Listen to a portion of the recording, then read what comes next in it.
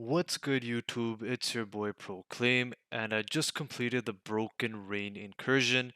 I'm gonna make this video to simply break down every encounter, traversal, and every single thing you need to do and understand, and it'll help you definitely finish this mechanic-based incursion. It was quite fun through my first run doing it, and I hope it is a very fun experience for you as well. If you're looking for help, subscribe, like, and comment, and let's get into the video.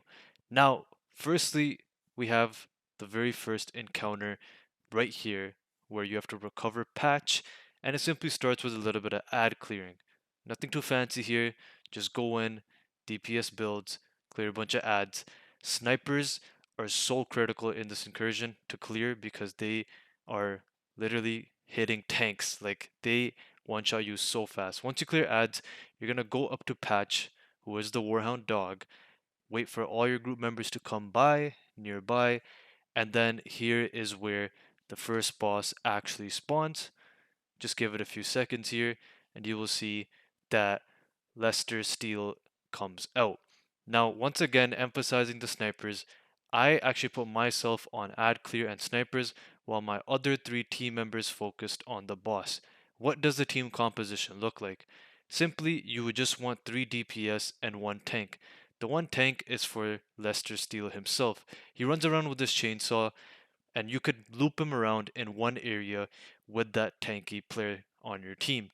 So dedicate 1 tank while everyone else focuses on the boss. And me in particular here, I just wanted to make sure snipers did not come in the way of DPS because this boss is literally a damage check. There's no mechanic to him. He just does status effects and blah blah blah, but you can damage him at any given time. So I gave myself the boring role here, but it is still important because the snipers can one-shot you no matter anywhere you are positioned. So 1 ad clear, 1 tank to loop around Lester, while the other 2 just focus on damaging. And yeah, that is pretty much this encounter. Like I said, snipers, you can see in this clip how effective they are.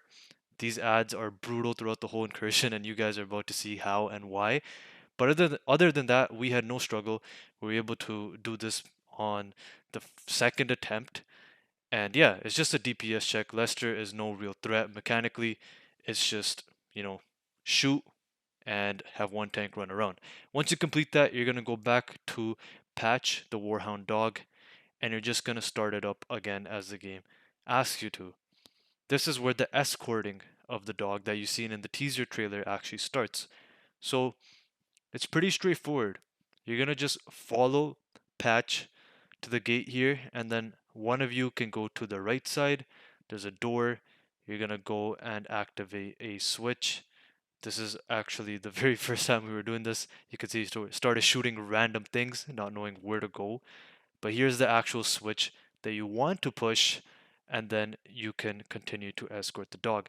Now, for this next encounter, the composition honestly is just 4 DPS is the best way to go. There's nothing else needed. And one thing to remember is one person needs to stay with the dog at all times. Maybe if you want to do a hybrid tank DPS for that person that's going to stay with the dog, then that works as well.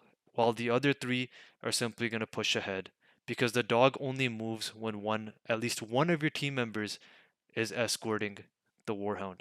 So one of my teammates, he put on a tanky type of build. He was just sitting with the Warhound in front of it, so it wouldn't take any damage because you want to keep that green bar at the top as full as possible. While us, the other 3, were pushing ahead and trying to clear everything as fast as possible before the Warhound arrives there. Now, one person, like I said, goes up these stairs over here, and that's because you're about to face the good old ATC turrets that are also in the Paradise Lost incursion. So these are very deadly and it could destroy the Warhound extremely fast. So you want to make sure that one guy goes up here and destroys 2 of the 4 weak points because you have a really good angle, as you could see right here. I got 2 of the sides very, very easily from this high ground area, and I actually stay up here for a while too because it's amazing for ad clear having that, high ground on everything. So yeah, destroy the 4 weak points of that ATC turret, and then you just want to proceed with escorting the Warhound.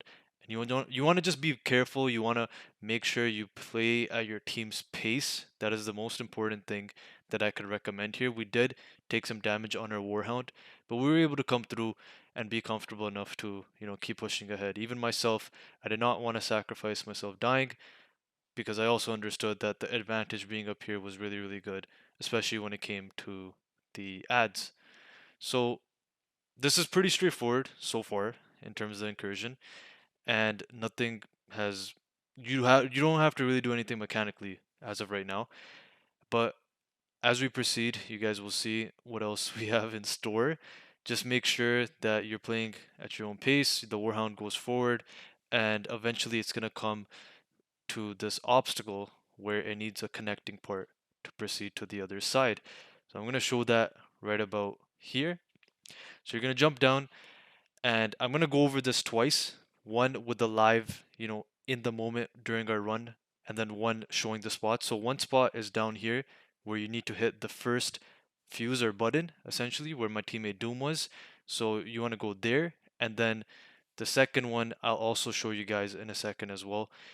But you can see the problem that I was talking about is the Warhound needs to cross, and essentially you need to move that crane to make a pathway for the Warhound to proceed because you're trying to actually blow up that gate straight ahead. So once again, there's no timer.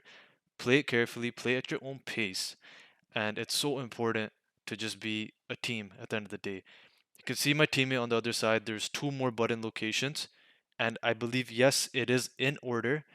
And I'll show you guys how that looks exactly. But yeah, once you press those two buttons, this left side right here, there's a cheeky ad that tries to hop of that turret and it will literally demolish your Warhound. We failed because of that. So it's always important to keep one guy with the Warhound at all times just to ensure that aggro goes on your teammate rather than yourself. And then once again, we got to that, you know, into the dam area, and I just wanted to show you guys the location of all the buttons. So that was the first button that I already showed.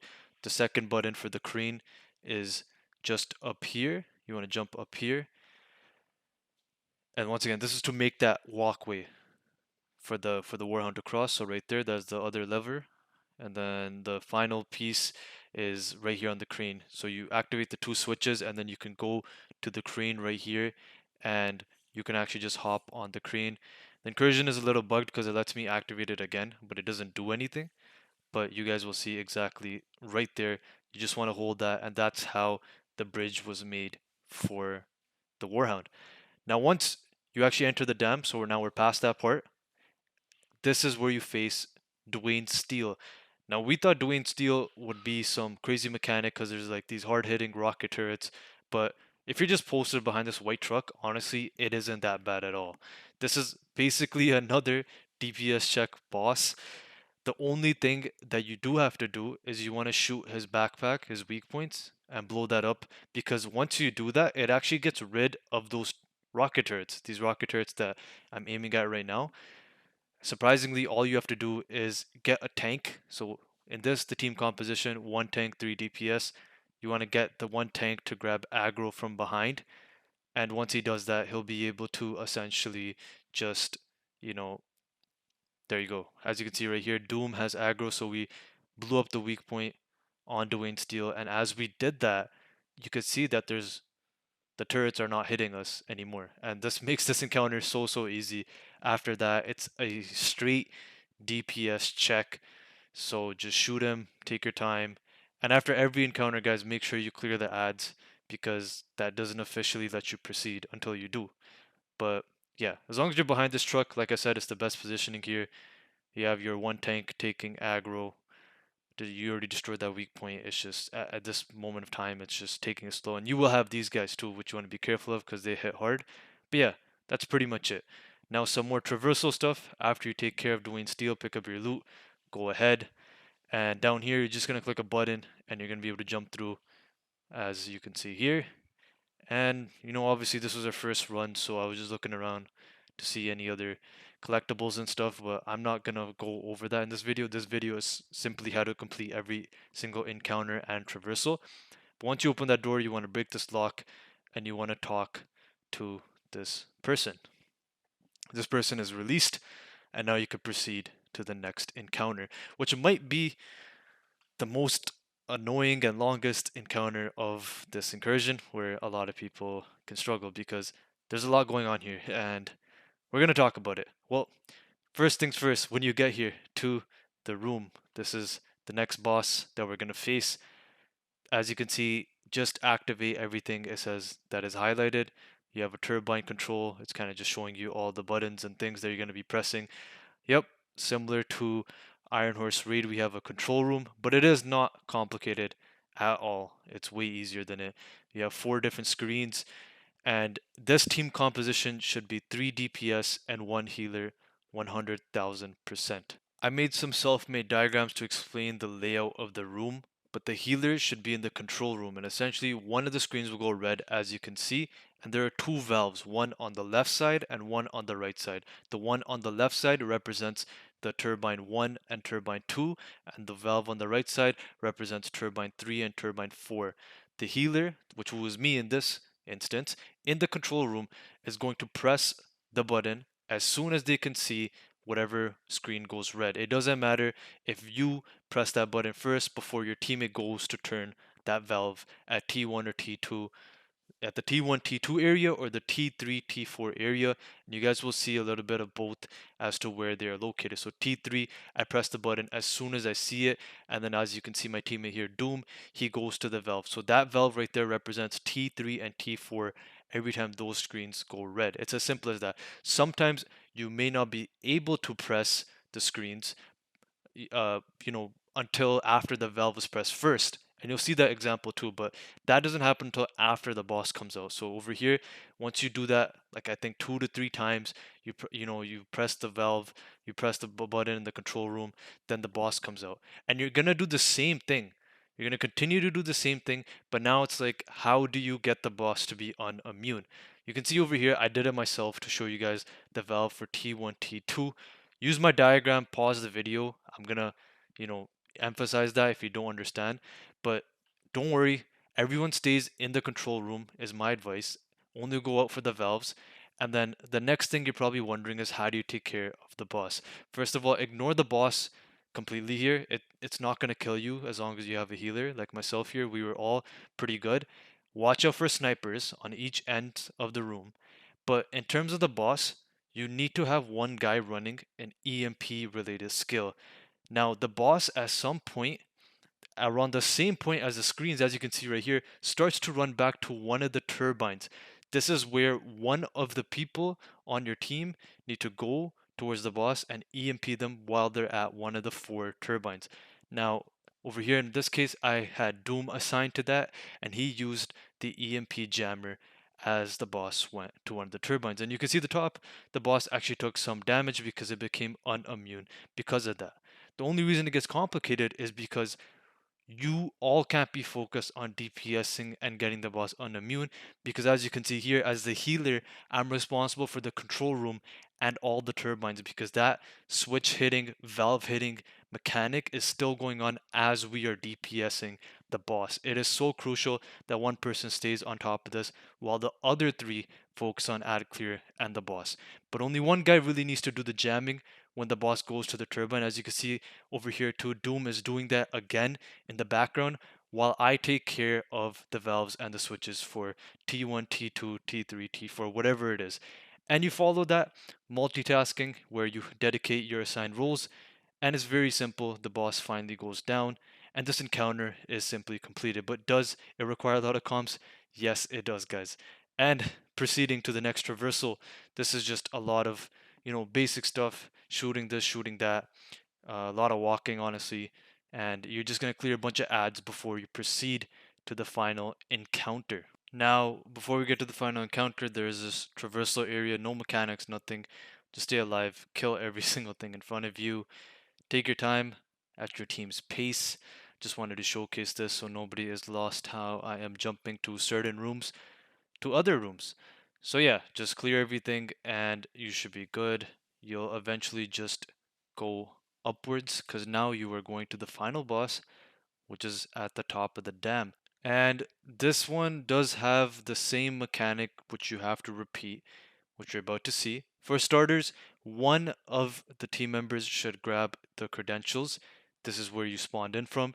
And once you grab that, you'll see a timer and aggro on you immediately. Your goal is to do the chicken dance and run all the way across. Now, what I did here, because I was running a healer, I was kind of, finessing my way through. You're not actually supposed to go from the left side, and you'll see why. Well, why is all this staggering and shocking? There's actually an optimal route to walk and get to the other side with. However, if you are a healer, by all means, that same healer could just do this 3 times for you. You can see that you need to do this 3 times to open the gates. So that was one. And I'm about to show you here where we had one of our teammates, Storm, who was running a hybrid tank DPS build. So we were like, you know what, as a runner to do the chicken dance, he is the most, efficient person to choose. So he goes down this route where this is, you won't get staggered and shocked as much, if anything, and that is way more optimal to go and transfer credits 3 times. There's 3 gates, so you do it 3 times. Every time you do it, you hit a switch, and the game highlights which switch to hit. Very simple. After you do that, clear ads. Once again, watch out for snipers in every single encounter. They will one-shot you, and the boss comes out. Now, what happens when the boss comes out, you may ask? You can see there's a pressure mechanic, but also the boss is still there. So once again, we are multitasking to maintain pressure and keep it at the lowest percentile as possible, ideally 0%, but you do not want that meter or number percentage to go up. So how do we maintain that? Those 3 gates that we essentially opened up, those buttons will be alerted at certain times, and you have to dedicate one person to go click that button, as you can see here, and that will keep the encounter flowing without pressure being affected. Now, what else do you have to do to deal with the boss? How do we actually kill the boss? The boss has a helmet weak point and a backpack weak point. Once you destroy those two, it will spawn a heavy. A heavy will come with its own, mini boss name, like you can see right here, and your job is to kill that as well. Now, the formation and composition, just like most of the encounters, 1 healer and 3 DPS should be the most ideal options. Once you kill one of those mini bosses, a key drops, and now you could place a thermite to one of these boxes. You do have to repeat this now 3 times. So you need to continue to maintain pressure. As you can see, the percentage, you got to keep it as low as possible. You got to keep pressing the buttons that get alerted, that flash green. So I dedicated myself to kind of do as much as possible to showcase you guys that. As you can see right here, I hit the button, while the other 3, or whoever you want to do, is focused on, spawning the other boss to get more keys. How do you spawn it? Once again, you need to shoot the actual main bosses. So steals helmet and backpack. I was a healer, so I didn't really give you that, guys. I didn't give you that POV, so my apologies. But just hopefully that makes sense. I was just mainly focused on healing and pressing those buttons to maintain pressure, because you are multitasking. Again, if you fail to do this, then you can't even proceed to hit the weak points and spawn the mini bosses and get the explosive or the key, whatever it drops from the mini bosses to progress the encounter overall. Once you do that enough times, though, the boss becomes, fully ready to kill, and you're done the incursion. That's it. The boss stops regenning. You destroyed all thermites. You can fully just kill it, and yeah, that is pretty much it, guys. I hope you enjoyed this video. If you did, like, comment, subscribe. Hopefully you have fun with the new incursion. And I know this video was a little rushed, but I wanted to get it out there as soon as possible so people can have a basic understanding. I hope my diagrams helped. I hope everything made clear sense. Drop it in the comments if you have any further questions. Join my Discord server, talk to me, and I'm willing to help you out. Other than that, I hope you enjoy this brand new incursion. It was actually really fun to play and complete on my first try. Take care and peace.